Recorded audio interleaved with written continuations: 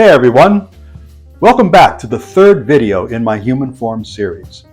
If you have not watched the previous two videos, as well as the one on using 3D programs to create models for reference, I suggest you watch them before you watch this one. Things will make more sense that way. In this video, I will complete the first of the two torsos I made in the previous video, adding legs, arms, and head to complete the final pose. I will be using these printed images of poses from figures I designed in Make Human, animated using Mixamo, and rendered using Blender. Now, if you don't know what I mean by that, please watch the video using 3D programs to create references for sculpting human figures on my YouTube channel. I promise, this is the last computer stuff that you will hear in this video. Let's talk for a minute about poses. There are two types of poses, open and closed. A closed pose is when body parts touch other body parts. As you know, in Burne glass, two pieces of glass cannot simply touch. They must be either completely sealed together with no acute angles or not touching at all. There is no in-between. Poses where no body parts touch are called open poses. For obvious reasons, open poses are much easier to do than closed poses. The male and female figures I am demonstrating will both be in open poses. In this video, I will complete the female figure. I have found that female forms are a bit easier to do than the male figures because the glass lends itself more readily to the softer contours of the female form than to the male. Looking at my reference, I decide to add the left leg first because the right leg will be in front of it. I plan to get both legs attached and formed, and then adjust their final position. Legs are not straight. They are curved. The more muscular the leg is, the more apparent this curvature is. In the book Dynamic Figure Drawing by Burne Hogarth, he speaks of S shapes and B shapes. Legs should be S-shaped when viewed from the side and B-shaped when viewed from the back or front. I begin handled up to the neck. I heat up a gather of 19mm rod until it is somewhat egg-shaped, and then randomly tap it on my marver so that it is not round. Anything but round will suggest muscular contours in the thigh. I heat the landing pad in such a way that only the flat part gets hot. I want to push the gather onto the landing pad so that it extends out to the edge of the flat part but not beyond. In this way, I control the shape of the seal. It needs to be pretty hot, so I get it glowing before sealing the gather on. Once the seal is made, I modify the heat gradient so that it does not pull out at the seal. Then I further heat the area at the neck of the gather while slowly pulling the thigh into shape. Now I concentrate my heat where the knee will be and draw the glass out until it is a little thinner than necessary. I do this because in the next move, I'll be pushing the glass back up to gather it for the calf, and this will thicken the knee to where it needs to be. This will create the B shape. I gather up the calf by heating and pushing and allowing gravity to form the calf a bit thicker than it actually should be. And then I move my heat further down the leg to the ankle and heat it until the glass begins to draw out there. When I pull out the shin area, the calf will come along with it, taking its proper shape as I pull. Obviously, this continuous move to form the entire leg takes timing and practice. It is a perfect example of my third law, heat gradient equals shape. The shape of the leg is formed by controlling variations in the heat gradient. To finish the leg, I burn off the rod, leaving enough glass to form the heel. Then I gather up the very end, below the ankle until it is in a small ball and let gravity bend it toward the posterior. I can visualize this little ball as the heel. The last move is to quickly add some material to the ankle and heel that will become the foot. I only shape the foot roughly, so that I can visualize it. I'll do the fine sculpting on it later.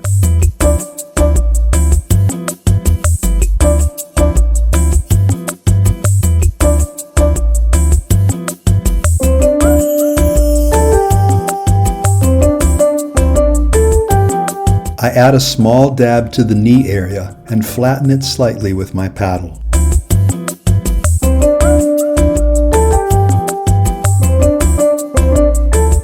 Two quick dabs above the foot and she has ankles.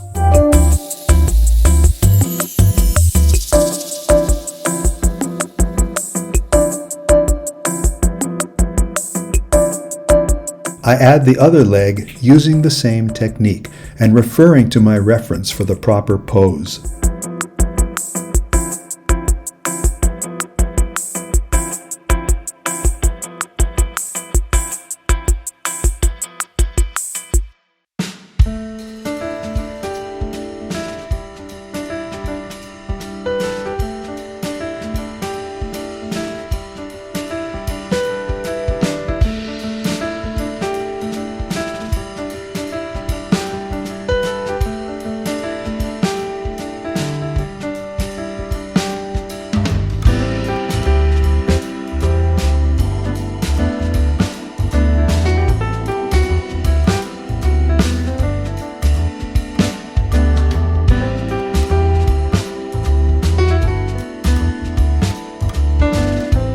I use my mini torch to remove any acute angles or wrinkles that may have formed, especially in the groin area.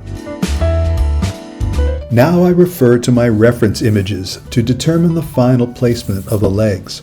I heat the pelvic area to move the thighs and the knee area to move the lower leg. Remember, the legs cannot touch. They can be very close, but they cannot actually touch. I carefully examine the pelvic area and pubic area. Any cleanup or sculpting that needs to be done in those regions is completed now.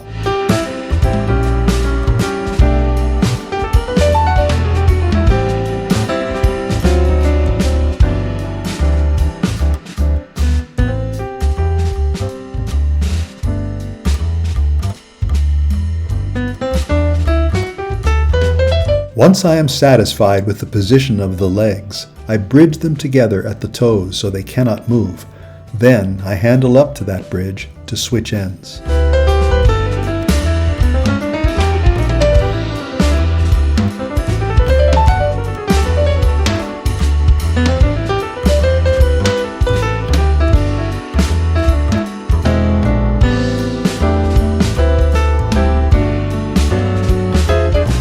I gather up some 15mm rod for the head. I prefer to keep the skull slightly smaller than it might actually need to be because I will be adding hair, and that will make the head appear larger.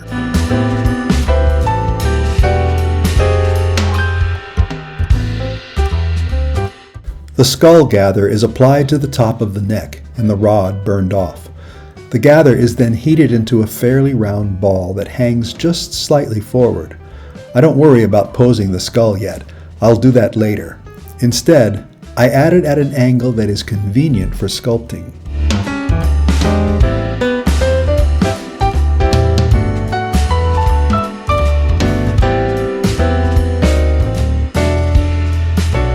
I shape the skull by paddling the sides. Having an understanding of the overall shape of the head really helps here. The head is narrower than it is long and slightly wider in the back than the front.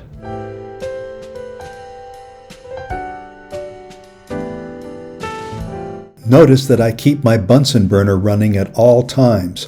Whenever I am heating or preparing a part for addition, I'm holding the figure in the Bunsen flame to preserve its heat base. Once the head is cooled enough to stop moving, I heat the face area while also heating up a rod of 10mm glass. I make a seal in the center of the face and draw it downward and forward to create the chin. I use my paddle to conform the chin and lower face to the rest of the skull.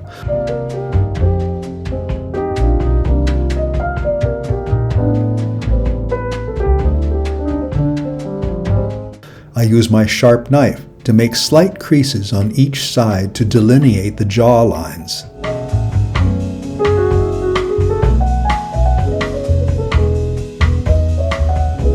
The eyes are next. Eyes are located in the center of the face from top to bottom. I use my sharp knife to mark their location with little dents. I make sure the dents are symmetrical. Then I add a tiny dab for the mouth, just above the chin. I heat the dab and quickly bisect it with my sharp knife to create the mouth. At this scale, less is more when it comes to facial detail. The nose comes next. Just a quick addition in the center of the face below the eyes and above the mouth. I pull it to a short point. I pay attention more to the profile than to the exact detail of the face. Now it is time to pose the head. I make a quick cold seal to the top of the skull and apply deep focused heat to the neck, taking care not to melt any of the facial detail. Once the head can be moved, I carefully bend it to the desired pose. Then I allow the neck to cool and use my mini torch to smooth out any wrinkles that have resulted from the move. I add the ears by placing 2 small dabs at the top of the jawline on each side and flattening them at a forward angle.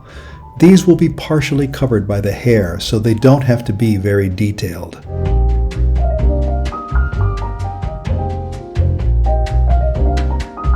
Now I add hair. This is done with swipes of glass from a 10mm rod. I get the tip of the rod very hot so that it will swipe easily, but leave only a base of heat in the head. I don't want the head to move at all while I am applying the hair. I draw the hairline on each side, starting at the middle of the forehead and wiping around the head, over the ear, and down to the middle of the nape of the neck.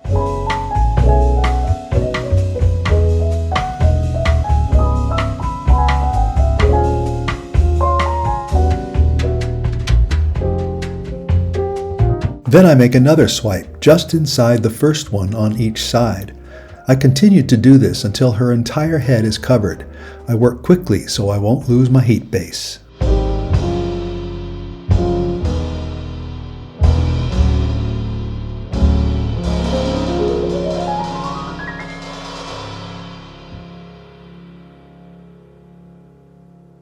Now I add more hair to the cranium until her head is shaped properly. I don't worry about fire polishing these seals. I want there to be texture between the swipes to represent hair. As long as the heat base is maintained, the head will not crack. Finally, I give her a simple hairstyle, in this case a ponytail. This is done with a quick folding movement in all 4 directions and then drawn out into the shape.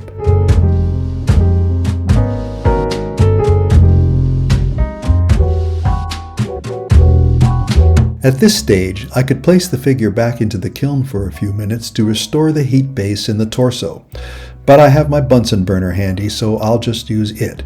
Either method will work. I heat up some 12mm rod for the arm additions. These are done the same way the legs were, just narrower and with less drastic contours. The little flat spots on the shoulders will serve as landing pads.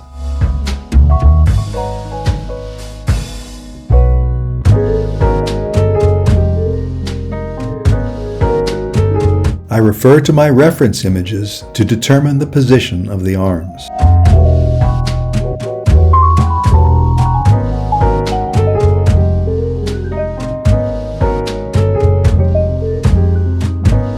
I roll back the end of the arms at the wrist and quickly flatten it to create the hands. I'll do the fingers later.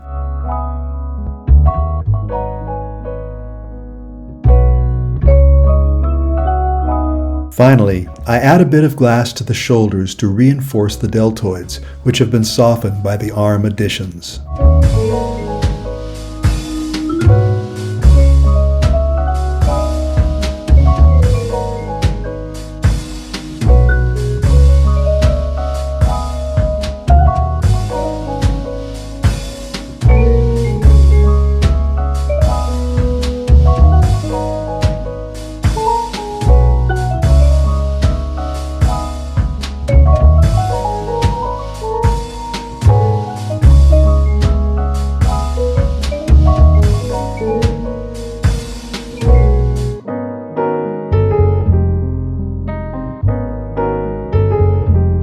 Now all she needs is to complete the hands and feet.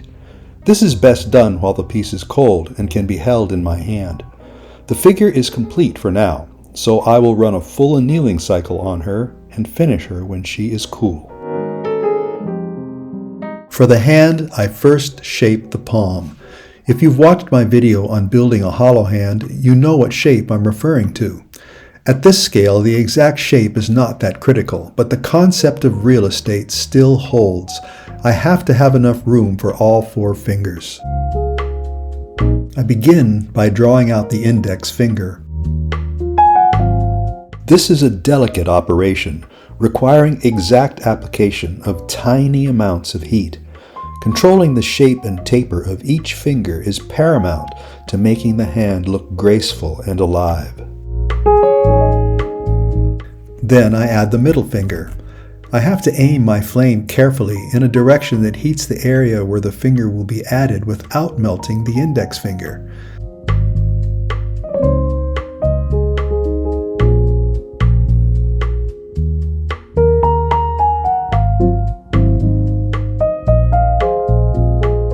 Then I proceed across the palm to add the other fingers.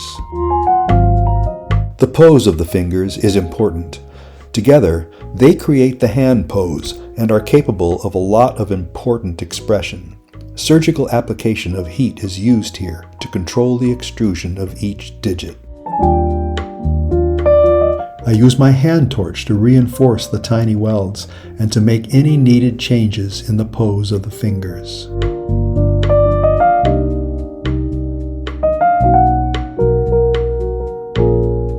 Finally, I add the thumb to the lower part of the palm.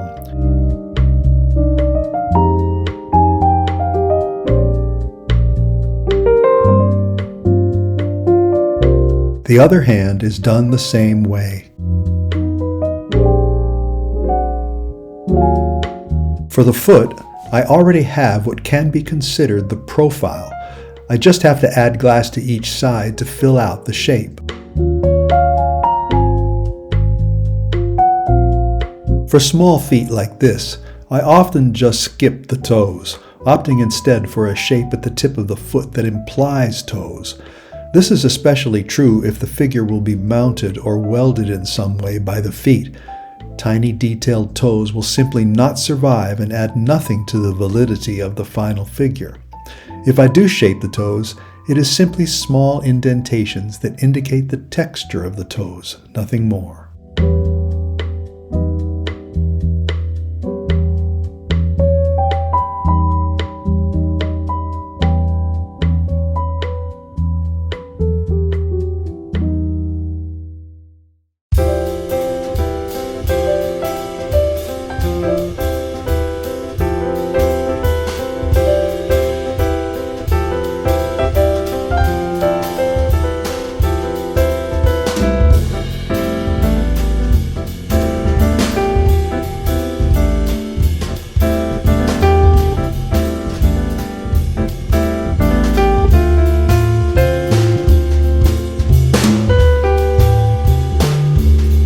And that completes the female figure. I will complete the male figure in the next video. Thanks for watching. Please like this video, and if you have not done so already, subscribe to this channel. See you next time.